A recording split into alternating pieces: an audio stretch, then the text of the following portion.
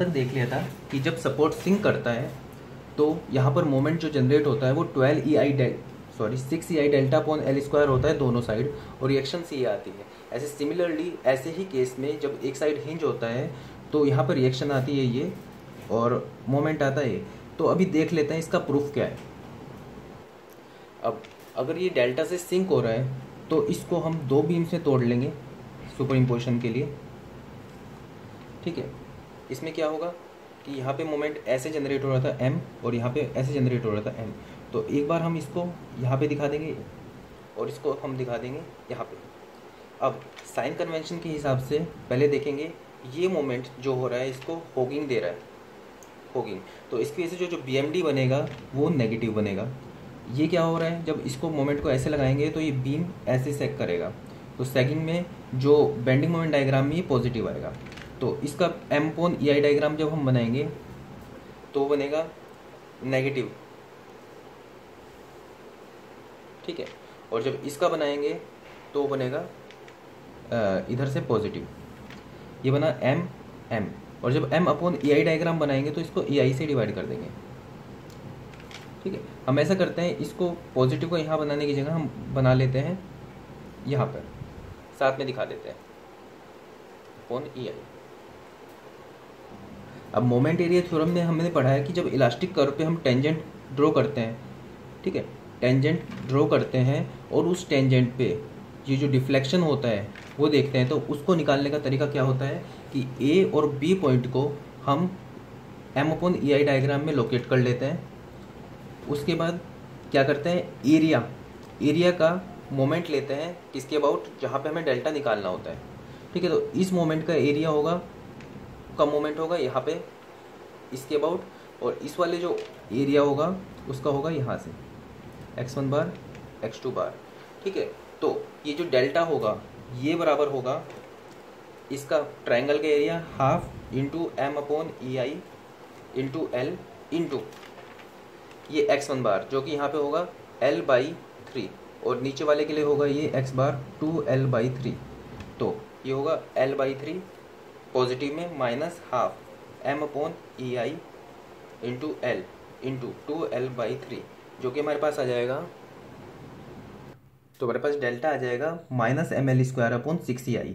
यहाँ पे माइनस का रिप्रेजेंट बस ये कर रहा है कि x एक्सिस के नीचे ये डेल्टा है इसलिए माइनस में आ रहा है। तो यहाँ पे जब m निकालेंगे हम, वो आ जाएगा 6EI डेल्टा/L², जो कि हमने रिजल्ट में देखा भी था।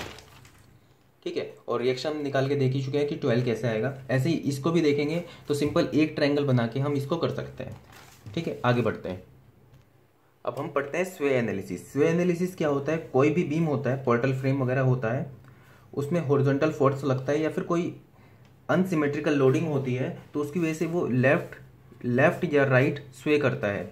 ठीक है, तो उसको जब एनालिसिस करते हैं उसको स्वे एनालिसिस कहते हैं। अब इसकी हेल्प से हम स्वे एनालिसिस कैसे देखते हैं, इसको ऐसे टर्न कर लेते हैं। अब ये कुछ ऐसा ही दिख रहा है कि जैसे मान लो ये यहाँ पे इस टाइप से है। ठीक है, तो अब ऐसे मान लेते हैं ये डेल्टा स्वे होता है इधर की साइड। अगर इधर की साइड डेल्टा स्वे होता है तो हमें तो जो मोमेंट जनरेट होगा वो वही होगा जो यहाँ पे हमने निकाला था 6EI डेल्टा/L²। ऐसे ही अगर जो इधर हिंज है इसको ऐसे बना लेते हैं। ठीक है, और ये डेल्टा से जब इधर की साइड होता है तो उसकी वजह से मोमेंट जो इसके अंदर जनरेट होगा 3EI डेल्टा/L²। ठीक है, इसको और देख सकते हैं कि ये जो रिएक्शन जनरेट हो रही थी, दोनों तरह से हम इसको बोल सकते हैं कि अगर डेल्टा ये इधर गया तो इसके अंदर जो रिएक्शन डेवलप होगी वो ये होगी। इसको ऐसे भी बोल सकते हैं कि अगर जो लोड हमारे पास 12EI डेल्टा/L³ लगा तो हमारे पास डेल्टा ये स्वे करेगा। ठीक है, तो अब इसके थोड़ा सा पोर्टल फ्रेम को स्वे एनालिसिस को और देखते हैं। फ्रेम के अंदर अगर ये 4 कंडीशन फॉलो हो रही हो तो वो ना लेफ्ट राइट दोनों साइड स्वे नहीं करेगा, तब तक नहीं स्वे करेगा जब तक हॉरिजॉन्टल फोर्स ना लगे उसके ऊपर। तो ये 4 कंडीशन क्या है, एक तो एंड कंडीशन सिमिलर होनी चाहिए, दूसरा क्रॉस सेक्शनल एरिया सिमिलर होना चाहिए दोनों का, लेंथ सिमिलर होनी चाहिए, और लोडिंग कंडीशन दोनों सिमेट्रिकल होनी चाहिए। जैसे यहाँ पे यहाँ से इतनी डायरेक्शन पे ए डायरेक्शन पे पी लग रहा है तो ए डायरेक्शन पे ही पी लगेगा। अगर लोडिंग कंडीशन डिफरेंट हुई या फिर कुछ भी डिफरेंट हुआ तो ये लेफ्ट या फिर राइट साइड स्वे कर जाएगा। अब वो देखते हैं कैसे स्वे करेगा। आगे देखते हैं कि अगर जो स्वेइंग हो इसकी सिर्फ वो हॉरिजॉन्टल लोड की वजह से हो रही हो, अनसिमेट्री या किसी और वजह से ना हो रही हो, बाकी सब कंडीशन फुलफिल हो और सिर्फ हॉरिजॉन्टल फोर्स की वजह से स्वे हो रही हो, तो उसको प्योर स्वे कहते हैं। नेक्स्ट हमारे पास आता है कि अगर हमारे पास एंड कंडीशन सिमिलर हो, लेंथ भी सिमिलर हो, क्रॉस सेक्शनल एरिया भी सिमिलर हो, लेकिन लोडिंग सिमेट्रिकल नहीं हो, तो हमने ये देखा था स्वे करेगा, लेकिन किस साइड स्वे करेगा वो देखने के लिए हमें बीम को हाफ से काटना पड़ेगा। अब ये जिस साइड स्वे होगा वही पूरे बीम की स्वेइंग होगी, तो जब हम यहाँ से काटेंगे तो ये वाला पार्ट क्या होगा, ये डब्ल्यू इसको ऐसे मोमेंट देगा, तो ये ऐसे गिरने की कोशिश करेगा, तो ये ओवरऑल इधर की साइड स्वे करेगा। ठीक है, अब ये बीम है, इसके अंदर लोडिंग कंडीशन सिमिलर है, तो देखा जाए तो ऐसा लग रहा है कि लेफ्ट राइट किधर भी स्वे नहीं करेगा, लेकिन इसकी एंड कंडीशन डिफरेंट है। तो उस केस में हम क्या करेंगे, यूलर्स फॉर्मूला यूज करेंगे। यूलर्स फॉर्मूला कहता है हमें pi P equal to pi P E I upon pi square E I upon L effective का होल स्क्वायर। इसके अकॉर्डिंग जोन सा कॉलम वीक होगा, ठीक है, उस साइड स्वे करेगा। जैसे यहाँ पे हिंज है, ठीक है, तो यहाँ पे जब इसको फॉलो करेंगे, यहाँ पे एल इफेक्टिव इसका ज़्यादा आएगा, ठीक है, तो स्वे ये लेफ्ट साइड करेगा या राइट साइड करेगा, डिपेंड अपॉन कि ई कितना है, आई कितना है, और ये तो हम पहले पी निकाल लेंगे दोनों का। मान लो इसका P1 है और इसका P2 है, अगर P1 कम आया, P2 ज़्यादा आया, तो ये ज़्यादा स्ट्रॉन्ग होगा, ये इस साइड स्वे करेगा, मतलब वीक वाले की साइड स्वे करेगा। ये स्ट्रॉन्ग हुआ तो वीक वाले की साइड स्वे करेगा। अब कुछ क्वेश्चन देख लेते हैं। ये क्वेश्चन सिमिलर क्वेश्चन कुछ डेटा के चेंज करके 1995, 2000, 2002 तीनों ईयर आया हुआ है, देख लेते हैं। इसके अंदर क्या है कि हमें पूछा है MAB रेशो MCD, मतलब यहाँ पे जो MAB, सॉरी ये MBA होगा, MBA और MCD, ठीक है, इन दोनों का मोमेंट का रेशो निकालना है। तो सिंपल है, वही जो हमारे पास सिंकिंग सपोर्ट वाला देखा था, तो यहाँ पे ये इस तरह से स्वे करेगा और यहाँ पे ये ऐसे स्वे करेगा। अब मान लो ये डेल्टा गया, ये भी डेल्टा गया, सिमिलर गया, तो यहाँ पे एक मोमेंट जनरेट होगा, यहाँ पे भी एक मोमेंट जनरेट होगा, ठीक है, ये M1 हुआ, ये M2 हुआ, मतलब MBA और MCD। तो जब यहाँ पे फिक्स्ड एंड होता है तो यहाँ पे जो मोमेंट जनरेट होता है, अभी हमने देखा था कि जब ये ऐसे जाता है तो यहाँ पे जो मोमेंट जनरेट होता है वो होता है 6EI delta upon L square. तो ऐसे ही यहाँ पे भी सेम जनरेट होगा, तो MBA जो होगा हमारे पास वो होगा 6EI डेल्टा अपॉन एल कितना है एल, और MCD जो हमारे पास होगा वो होगा 3EI delta upon L square. ये भी हमने देखा था, I की वैल्यू I/2 है और L की वैल्यू L/2 है, तो यहाँ पे 4 हो जाएगा, L/2 का होल स्क्वायर 4, तो ये हो जाएगा हमारे पास 2 2 4, तो ये हो जाएगा 6EI delta upon L square. तो ये भी 6EI delta upon L square है, ये भी है, तो दोनों का रेशो जो होगा BA अपॉन MCD वो बराबर 1 हो जाएगा। ठीक है, ये आंसर है। नेक्स्ट क्वेश्चन ये है कि इस केस में कितना P लगे कि ये डेल्टा डिफ्लेक्ट हो जाए। तो मतलब यहाँ पे ये ऐसे डेल्टा और ये, तो टोटल डेल्टा डिफ्लेक्ट करना चाहिए। उससे इंपॉर्टेंट चीज़ ये है कि I इक्वल टू इन्फिनिटी का मतलब क्या है। इसका मतलब ये है कि ये बीम जो है वो हमारे पास क्या कहते हैं कि ये कंप्रेस नहीं हो सकता और ये बैंड भी नहीं कर सकता, तभी हम यहाँ पे डेल्टा ले पा रहे हैं दोनों को। मान लो यहाँ पे ये डेल्टा तो डिफ्लेक्ट करता, लेकिन ये इस टाइप से हो जाता तो ये डेल्टा आगे ना जा पाता। ठीक है, तो थोड़ा एम्बिगुअस सा क्वेश्चन हो जाता है, इसलिए हमने इसको बिल्कुल रिजिड माना हुआ है कि अगर जो ये डेल्टा आगे जाए तो ये भी डेल्टा आगे जाए। ठीक है, तो अब हमने देखा था यहाँ पे अगर जो इस टाइप का बीम था और जब ये होता था तो यहाँ पे जो M जनरेट होता था वो आता था 6EI delta upon L square. ठीक है, यहाँ पे ये ऐसे घुमा रहा है, ये घुमाएगा, हाँ, तो यहाँ पे जो रिएक्शन जनरेट होती थी वो होती थी 12EI delta upon L cube. ठीक है, तो यहाँ पे जो जनरेट हुई है वो 12EI delta upon L cube. ठीक है, और जब हमारे पास ये कंडीशन होती थी और ये ऐसे जाता था तो इस केस में जो रिएक्शन जनरेट होती थी वो होती थी 3EI delta upon L cube. ठीक है, तो ये याद रखने की चीज़ें हैं, ये तो याद रखनी पड़ेगी।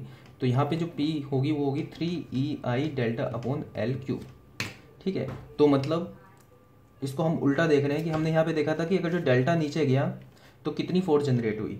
ठीक है, इसका उल्टा देखेंगे हम यहाँ पे स्वे एनालिसिस में कि अगर जो इतनी फोर्स लगाई तो डेल्टा आया, ठीक है। तो कितनी फोर्स लगाने पे डेल्टा आया, तो इन दोनों को ऐड कर लेंगे, 12 EI delta upon L cube और 3 EI delta upon L cube, तो हो जाता है 15 EI delta upon L cube.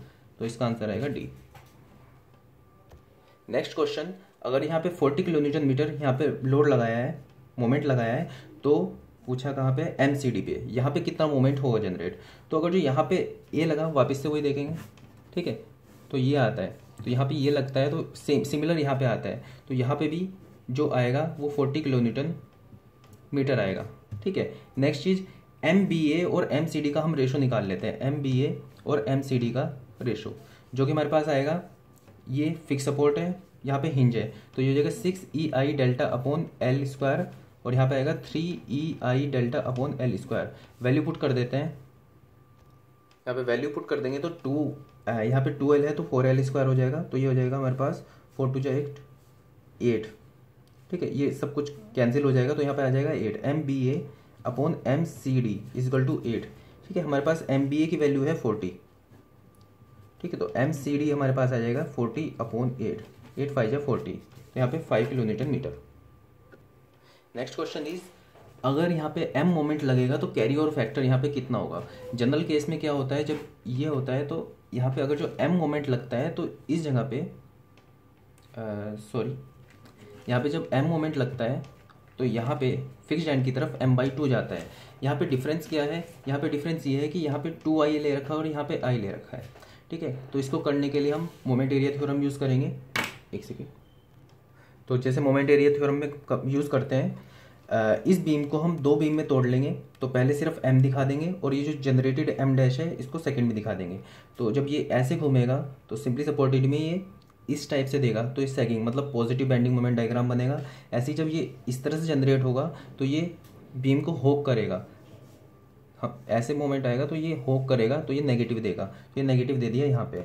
अब ये हो गया M डायग्राम। अब यहाँ पे दिक्कत ये है कि I चेंज कर रखा है, तो जब ये वाला डायग्राम हम यूज़ करेंगे, ठीक है, तो जब यहाँ पे M अपॉन EI करेंगे तो M अपॉन 2EI करेंगे, ठीक है। उसके बाद यहाँ पे ऐसे गिरता चला जाएगा आधे तक, ठीक है, तो आधे तक ये हो जाएगा M अपॉन 4EI, ठीक है। अब जैसे ही यहाँ पे क्या होगा, बाद में सिर्फ I है तो ये उठेगा M अपॉन 2EI, और उसके बाद फिर ये नीचे गिरेगा ऐसे।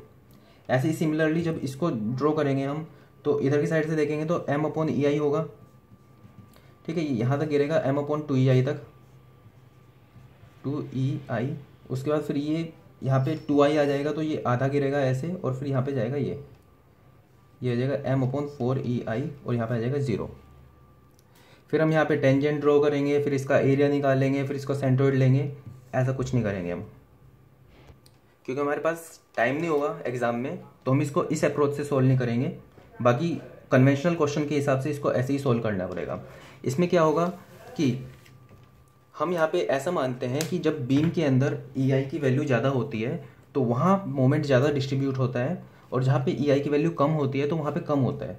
तो अगर जब सिंपल केस होता है हमारे पास, तो हमारे पास M यहाँ पे लगाते थे, M जब हम यहाँ पे लगाते हैं तो ये सेम डायरेक्शन में जाता है, तो ये M/2 चला जाता है, मतलब कैरी ओवर फैक्टर हाफ आ जाता है। मतलब M लगाते हैं तो उसका आधा जाता है उधर। तो यहाँ पे EI की वैल्यू ज़्यादा है, यहाँ पे 2I आ रखा है, तो यहाँ पे ज़्यादा मोमेंट ये ले लेगा और कॉर्नर तक पहुँचाएगा ही नहीं वो। तो मतलब अगर जो M चला तो M/2 से कम ही जाएगा, तो मतलब हाफ से कम जाएगा, to be very precise.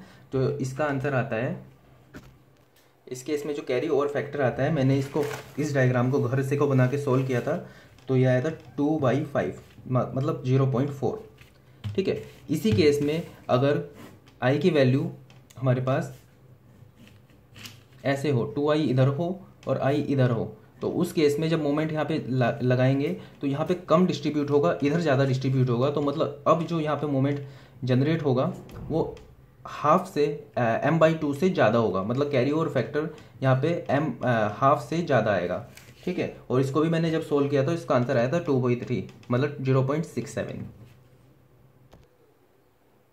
Next question बड़ा क्लासिक क्वेश्चन है ये सब,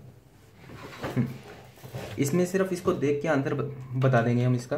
तो इसके अंदर वही सुपर इम्पोजिशन करेंगे। पहले क्या क्वेश्चन समझ लेते हैं। कोई यूडीएल कोई प्रोप्ड कैंटिलीवर बीम है जिसके ऊपर यूडीएल लगा हुआ था। अब क्या हुआ, किसी वजह से मिट्टी ऊपर की साइड हीव हुई और यहाँ पे डेल्टा डिफ्लेक्शन इसने ले लिया। तो इसकी वजह से, डेल्टा ऊपर जाने की वजह से ये आर बी की वैल्यू बढ़ेगी या घटेगी और एम ए की वैल्यू बढ़ेगी या घटेगी। इसके लिए हमें इसका एक डायग्राम ड्रॉ करना पड़ेगा। तो हमने इसको अलग अलग करके दिखा लिया। फर्स्ट डायग्राम ने हमें क्या किया, सिर्फ प्रॉप्ड कैंटिलीवर के ऊपर यूडीएल लगाया, तो उसकी वजह से ये ऐसे नीचे डिफ्लेक्ट होने की कोशिश करेगा, ठीक है। और लेकिन यहाँ पे जीरो एंगल है तो मतलब मोमेंट यहाँ पे इस टाइप से लगेगा एम ए, और यहाँ पे रिएक्शन लगेगी आर बी। दूसरे में हमने क्या दिखाया, इसको डेल्टा डिफ्लेक्ट कर लिया, लोड को हटा दिया। तो इस केस के अंदर ये ऐसे घूमने की कोशिश कर रहा है तो मोमेंट ऐसे लगेगा ताकि ये ऊपर ना ऐसे जा पाए। तो एम जो जनरेट होगा वो ऐसे होगा, और जो रिएक्शन होगी, देखो इस जगह पे क्लॉकवाइज मोमेंट बराबर एंटी क्लॉकवाइज मोमेंट करेंगे, ठीक है। तो इस पॉइंट पे ये जो एम है इसको ऐसे घुमा रहा है, तो यहाँ पे जो रिएक्शन होगी वो ऐसे होनी चाहिए ताकि इसको बराबर कर सके एंटी क्लॉकवाइज मोमेंट को। तो अगर ये ऐसे है तो यहाँ पे ये ऐसे जाएगा। अब रिएक्शन देखते हैं। पहले रिएक्शन आर बी थी, अब रिएक्शन एक रिएक्शन और आ गई तो आर बी अल्टीमेटली इंक्रीज हो जाएगा। अब मोमेंट पहले क्या था, एम ए ये एंटी क्लॉकवाइज घूम रहा था, और इसके ऊपर जाने की वजह से जो मोमेंट जनरेट हुआ है वो क्लॉकवाइज जनरेट हुआ है, तो अल्टीमेटली एम ए कम हो जाएगा। तो मतलब आर बी बढ़ा है, एम ए कम हुआ है, आर बी बढ़ा है, एम ए कम हुआ है, तो इसका आंसर बी। नेक्स्ट क्वेश्चन है हमारे पास कि अगर यूडीएल, सिमिलर क्वेश्चन है थोड़ा, अगर यूडीएल इसके ऊपर लगा हुआ है और ये डेल्टा डिफ्लेक्ट कर दिया नीचे, और डेल्टा की वैल्यू WL⁴/72 EI है, तो उस केस में जो एम बी जनरेट होगा यहाँ पे कितना होगा। उसके लिए पहले तो आपको स्टैंडर्ड रिजल्ट पता होना चाहिए कि अगर यूडीएल लगा हुआ है तो यहाँ पे दोनों एंड्स पे फिक्स्ड एंड मोमेंट जो होता है जनरेट वो WL²/12 होता है, और इधर भी WL²/12 होता है।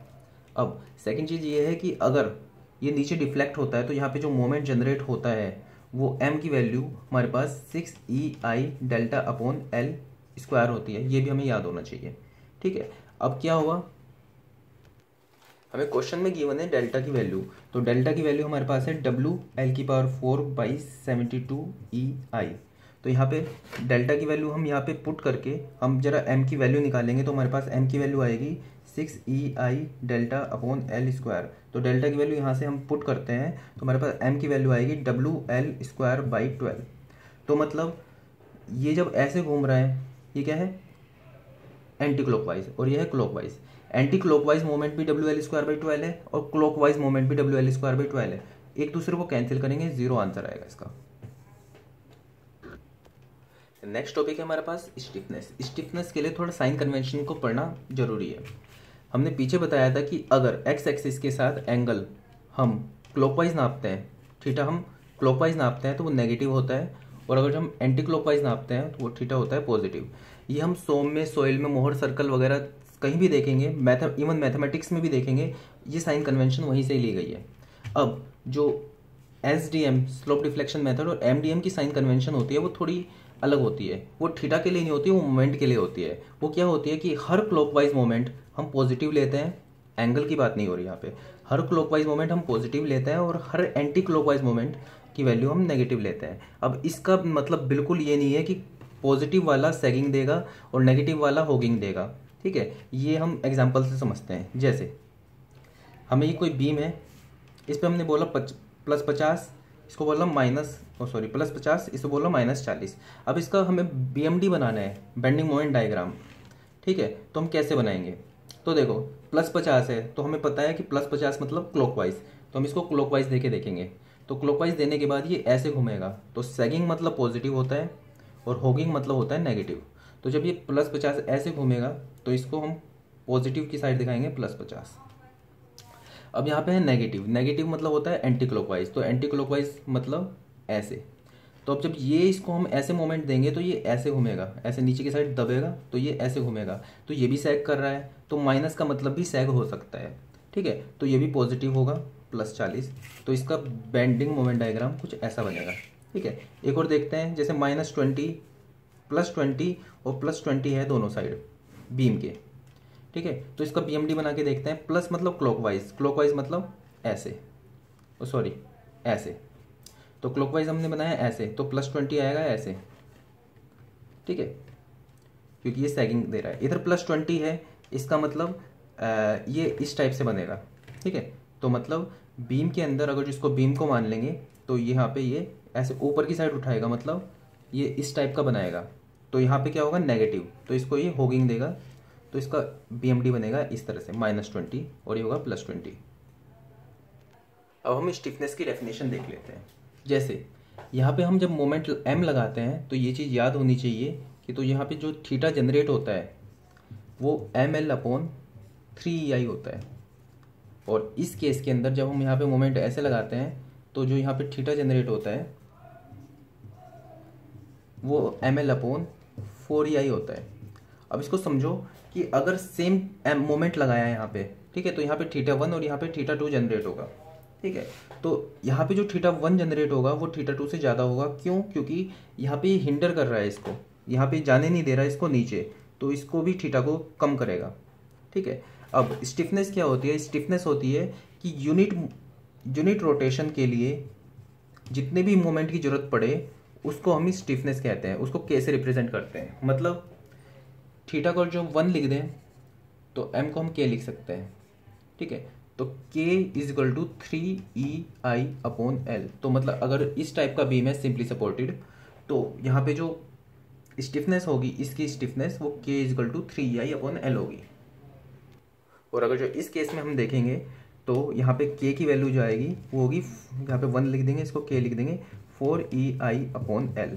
तो टोटल अगर जो ये वाला केस है और यहाँ पे हमें देखनी है इसकी स्टिफनेस क्या होती है। अगर फार एंड हिंज हो तो होती है k = 3EI/L और इस केस में 4EI/L, ठीक है। इसको हम ऐसे समझ सकते हैं कि स्टिफनेस जितनी ज़्यादा मतलब उसको उतना ही मुश्किल है थीटा रोटेट करने के लिए। तो मतलब यहाँ पे मुश्किल है रोटेट करना, तो यहाँ पे 4EI/L और यहाँ पे कम मुश्किल है तो इसलिए यहाँ पे 3EI/L। स्टिफनेस के बाद हमारे पास टॉपिक आता है डिस्ट्रीब्यूशन फैक्टर।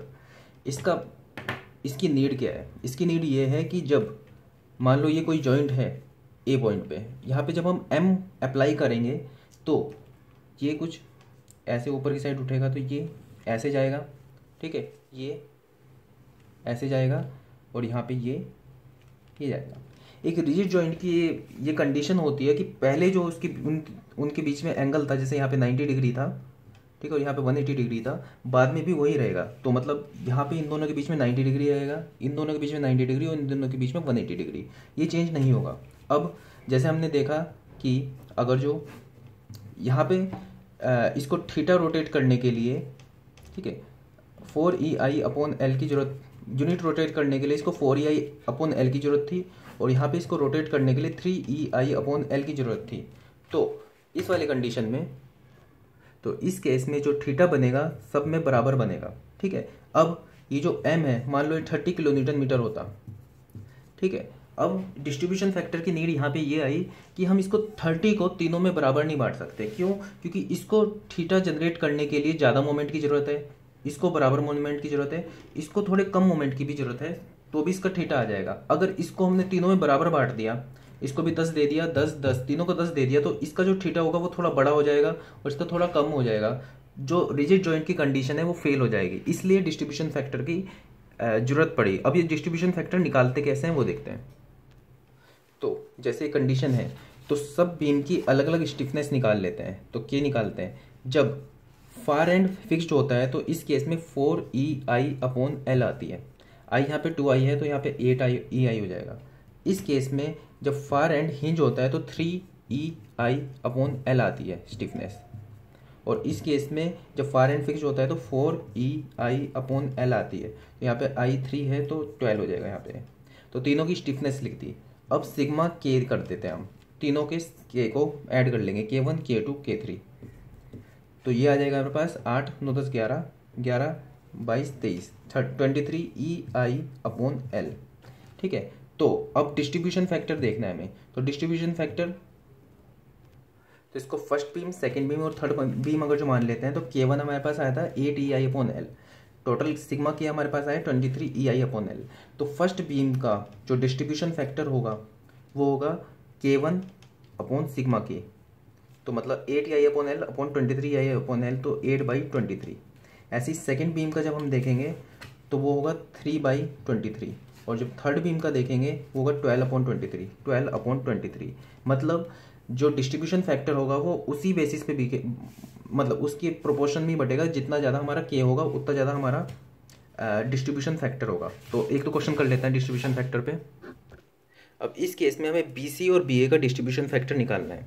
तो बी सी, तो इसको हम ब्रिजिड जॉइंट की तरह मानेंगे इसको। तो बी सी के केस में होगा 4EI/L, ठीक है। और बी ए भी हमारा रिजिड ही है तो इसको भी 4EI/L। बस कंसिडर ये करना है कि इनकी लेंथ हमारे पास EI देखना है, ट्वाइस है इस यहाँ पे। तो ट्वाइस ऑफ EI है तो यहाँ पे 8EI, और यहाँ पे लेंथ जो है इसकी, ठीक है, 8 मीटर है तो यहाँ पे 8 से डिवाइड करेंगे तो ये आ जाएगा हमारे पास EI। इस केस में देखेंगे जब हम 4EI, तो 4EI यहाँ पे सेम है तो 4/6 EI, 2 2 4, 2 3 6। तो यहाँ पे हम सिग्मा के निकाल लेंगे। पहले इसको 3 से डिवाइड कर देते हैं ऊपर नीचे। तो यहाँ पे सिग्मा के हमारे पास आ जाएगा 5EI/3।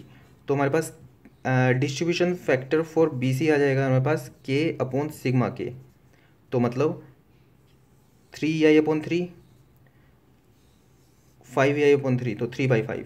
और दूसरे का आ जाएगा हमारे पास 2/3, तो 2/5, ठीक है। तो ये हो जाएगा हमारे पास 3/5 हो जाएगा हमारे पास 0.6 और 2/5 हो जाएगा हमारे पास 0.4। एमडीएम को सीखने के लिए अब जितने भी टॉपिक की ज़रूरत थी वो सब हम सीख चुके हैं। अब अगली वीडियो में हम मोमेंट डिस्ट्रीब्यूशन मेथड डायरेक्ट सीख सकते हैं, और बाकी जितने भी क्वेश्चन बचे होंगे इसके फ्री बॉडी डायग्राम से रिलेटेड भी होंगे, वो सब भी हम अगली वीडियो में करेंगे। अगर आज की क्लास से रिलेटेड कोई भी डाउट हो तो नीचे कमेंट सेक्शन में पूछिएगा, और अगर जो आपको मेरी मेहनत पसंद आ रही हो तो वीडियो को लाइक कीजिएगा और बीइंग सिविल चैनल को सब्सक्राइब कीजिएगा। Thank you.